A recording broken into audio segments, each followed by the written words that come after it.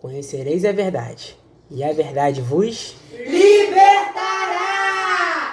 Fala galera, eu estou Ricardo na área e sejam bem-vindos a mais um culto de libertação.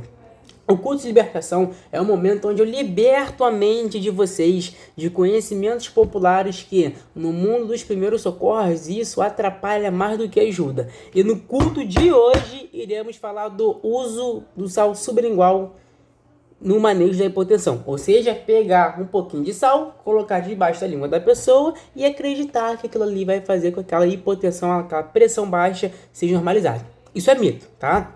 Vamos lá. Por que é mito? Primeiramente, a gente precisa entender que existem algumas medicações, que já são feitas para ser usadas de forma sublingual. Eu posso ter medicação antihipertensivos, como por exemplo, existe o captopril sublingual e ansiolítico, que é rivotril sublingual.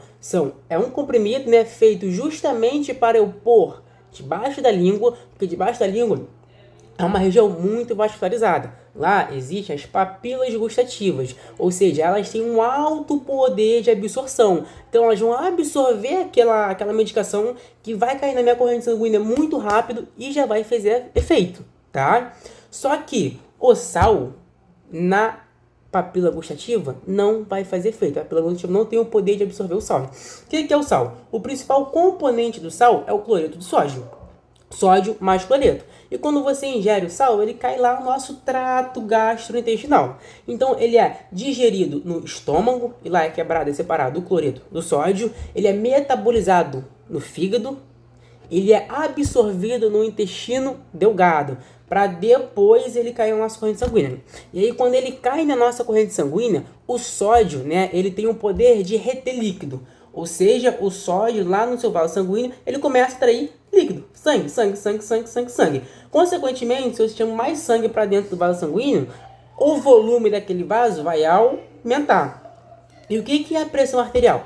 A pressão arterial está relacionada com a força que o sangue passa nesse vaso sanguíneo. Então, se o sódio está lá atraindo mais sangue, consequentemente, eu vou ter um aumento da pressão arterial. Só que para isso tudo acontecer, desde a deglutição até ele ser absorvido, e cair na sua corrente sanguínea, leva em torno de 24 a 48 horas, tá bom? Então, pegar salzinho e colocar debaixo da língua não vai fazer efeito. O sal leva para fazer efeito no nosso organismo de 1 dia a 2 dias, tá? Existe sim casos de pessoas que, ao fazer uso do sal sublingual, elas acham que sentiram uma melhora nos seus sinais e sintomas. Mas aquela pessoa, ainda que se você parar para aferir a pressão arterial dela, ela continua baixa. E aí que está o perigo.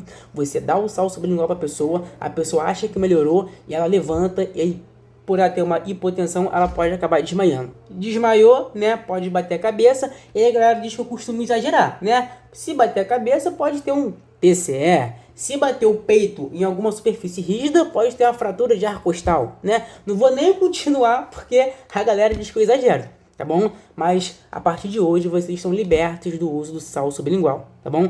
Não importa qual é a sua área, seja você da área da saúde ou não. Ciência é ciência e contra fatos não há argumentos, tá bom? O sal sublingual não eleva a pressão arterial a curto prazo. Muito obrigado e fiquem ligados que na sexta-feira que vem teremos o próximo culto.